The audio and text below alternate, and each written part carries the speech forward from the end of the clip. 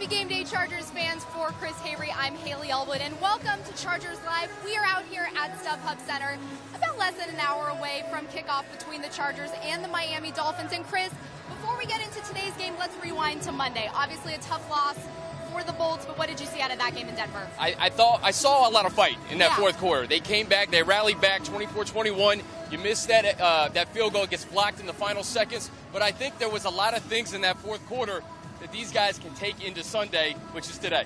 What about the run game? Because this week, Chargers head coach Anthony Lynn said he felt like they got away from the run game a little bit too soon.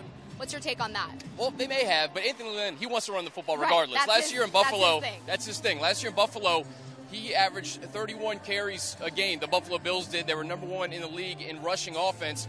We saw that first carry of the game. Melvin Gordon goes 21 yards. Right. After that, 17 carries for 33. So just couldn't get it going. And then when you fall behind, you got to throw. Yeah. Right? So that's why they threw more in the second half, specifically the fourth quarter. But Anthony Lynn wants to have a nice balance today, get Melvin Gordon going. But there could be some matchups that they could exploit there in that Dolphins secondary. Who really impressed you last week?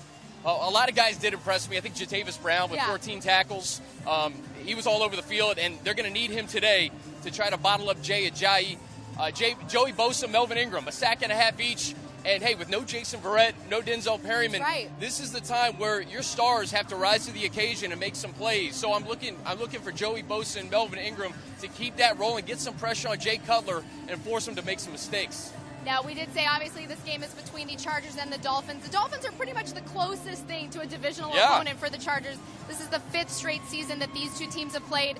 This is a very historical day, though. Before we get to the game, we have to talk about the context of today. This is the first time that the Chargers are playing regular season football in Los Angeles since December 18th of 1960. 57 years almost. Kind of incredible. Yeah. Today will be a lot of fun. Jordan Sparks is singing the national anthem. Members of that original 1960 Chargers team will be honored. And most notably, LaDainian Tomlinson will be receiving his Pro Football Hall of Fame ring at halftime. Yeah, that's cool. It's going to be cool. Yeah. And then we mentioned Antonio Gates a couple of weeks ago. He could break Tony Gonzalez's all-time touchdown record by a tight end with 112. Today could be the day. That could be another milestone that happens on a day where the Chargers are back in Los Angeles. Now, what about the two quarterbacks in this game, Cutler and Rivers? I love them. Anytime they take the field together, it's awesome. This is part 8 of their they can kind of renewing their AFC West duel of yesteryear. 13 touchdowns, 3 interceptions when Phillip Rivers goes head-to-head against Jay Cutler. So that's a good sign. He rises to the occasion when he has an opponent like we saw with Drew Brees at training camp in the preseason. Phillip Rivers elevated his game. I'm looking for him to do that against Jay Cutler today. I love that. Whenever I think of the two of them, I think of that Monday night game. I think it was 2007. Oh, yeah. Phillip Rivers jawing at Jay. It was awesome. It was a moment. I expect some jawing today, too, from Mr. Rivers. Now, the Dolphins have been in L.A. all week due to Hurricane Irma. How do you think that'll affect today's game? Well, it's just odd. You know, you have to have your bye week in week 1. And obviously our thoughts are with everybody in Florida and South Florida. Absolutely. In those recovery efforts. But it's definitely different. They were told by the NFL that week 1 was their bye week. Mm-hmm. So guys were scattered all over the country. I talked to Armando Salguero on our podcast, and he said that it's kind of wild because you have players everywhere. The organization itself went to Oxnard early, and then these guys have been practicing in Los Angeles all week. So let's believe they're going to be ready to go. I mean, they haven't played a game in a long time. When you talk about the starters played in that third preseason game, Haley, that was 3 weeks ago. Right. So I don't know if there's going to be rust. I really don't know what to expect from this team, but I'm sure they're champing at the bit to get out there. What about the fact that there really isn't game footage on this team? I mean, like you said, you have that preseason game, but you have a new quarterback, kind of a lot of unknowns. There are some unknowns, but you know what? Anthony Lynn did bring up the fact that he played the Dolphins twice a year when he was with Buffalo and the Jets, right? True. So that's 8 years under Rex Ryan where he played this Miami Dolphins team twice a year. So he knows this team. Obviously, you know Jay Cutler, and you could get a little bit of sense of what they're going to do in that third preseason game against the Eagles. They made some plays, but they also made some mistakes. Jay Cutler was sacked and fumbled. Yeah. That's something we saw Joey Bosa and Melvin Ingram take advantage of in the preseason and training camp. So you have some things to go on, but obviously it'd be nice to have at least one regular season of game tape on them.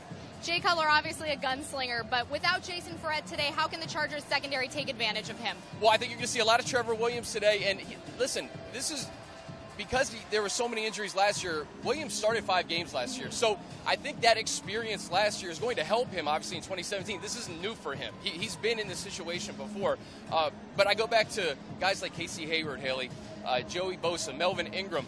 When guys like Denzel Perryman and Jason Verrett are out, your stars have to elevate their play. Next man up. Yep, and it's next man up. So hopefully Trevor Williams can do his job today, but the stars on this defense can help him around them. Now, due to the loss on Monday, the Chargers are in last place in the AFC West. You definitely don't want to go 0-2, but is this a must-win game today? I don't think it's a must-win. I don't think it's a must-win. It's week 2, and you have a 3-game homestand, and this is critical. I mean, this 3-game homestand is critical because you want to get wins, and it starts today. But to call it a must-win now, you don't want to fall behind in the AFC West. It's the best division in football, and if you fall behind early, you may never be able to catch up. But this is an AFC opponent. You want to get this win and then continue on with the Chiefs and Eagles in week 3 and week 4. But obviously all eyes are on the Miami Dolphins today.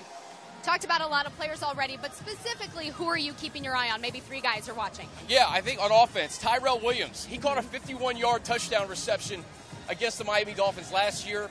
5 catches, 54 yards on Monday night against the Broncos. He was targeted 7 times.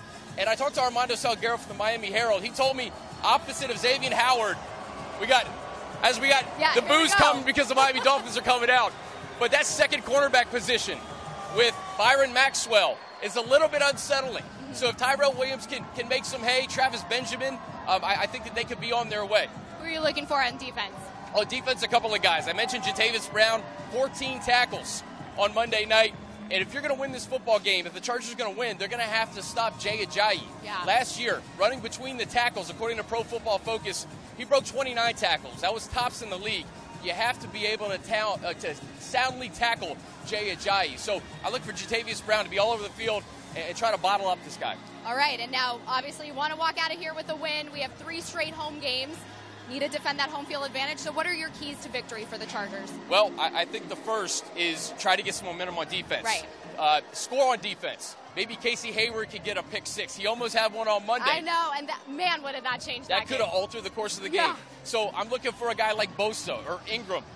Get this crowd behind them. Get loud, score some points, and take some pressure off that offense. What about, I know obviously you talked about Jay Ajayi, but a little bit more on that. That you got to contain him, right? You got to contain him. He had 3 200-yard games last season, but he was held to under 80 rushing yards in 11 games last season. So you want the latter. You don't want him to get going, because if he gets going, Cutler may be able to spread these receivers out. When we're talking about Kenny Stills, who's a burner down the field, Devontae Parker, who he's taken a real liking to in preseason. So it starts up front with that run, though. If they can bottle up Ajayi, Jay Cutler may not have the opportunities that he could if Ajayi gets going. And then I know you talked a little bit about this with Tyrell, but taking shots in the passing game. You got to take shots in the passing game. And I think Travis Benjamin is a great example of that. What we saw in training camp and preseason with 2 long touchdowns.